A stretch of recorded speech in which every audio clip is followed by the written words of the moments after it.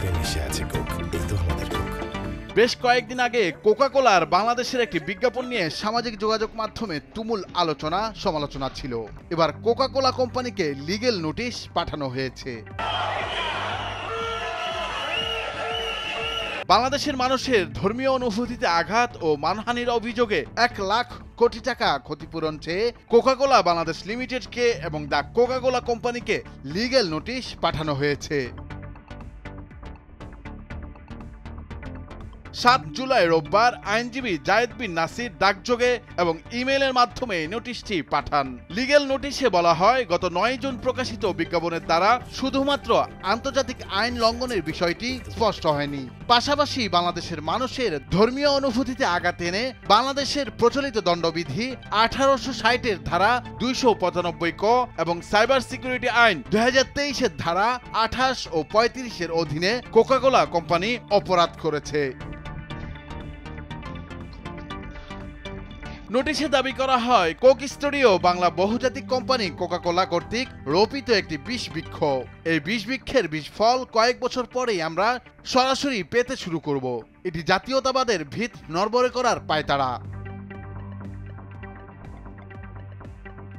বিভিন্ন কালজয়ী সৃজনশীল মৌলিক শিল্পকর্মকে বিকৃতভাবে উপস্থাপন করে আসছে Coke Studio Bangla Coca Cola. এর ফলে সংবিধানের অনুচ্ছেদ 23কে পদদলিত করা হচ্ছে।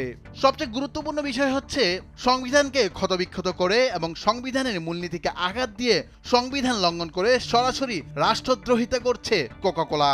নোটিশে কোক স্টুডিও বাংলা কার্যকলাপ কোকা কোলা অনতিবিলম্বে বন্ধ না করলে কেন সংবিধান ও আইন মেনে ব্যবস্থা নেওয়া হবে না তা জানাতে 15 দিন সময় দেয়া হয়েছে।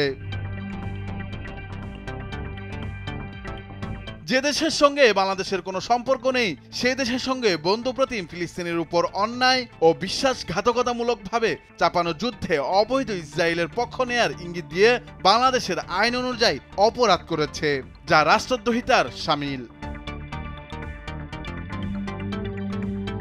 গত 9 জুন প্রকাশিত কোকা কোলার বিজ্ঞাপনে মিথ্যা তথ্য প্রদান স্পষ্টরূপে পরিষ্কার।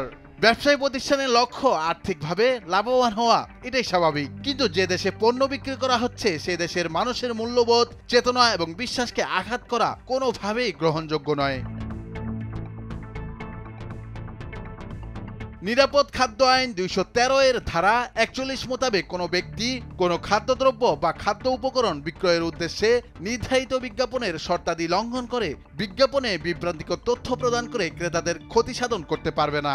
অথচ কোকা কোলা মিথ্যা ও বিভ্রান্তিকর তথ্য দিয়ে বিজ্ঞাপন বানিয়ে বাংলাদেশের ক্রেতা সাধারণের অসামান্য ক্ষতি সাধন করেছে। এই ক্ষতিপূরণের মূল্য কোটি টাকারও বেশি।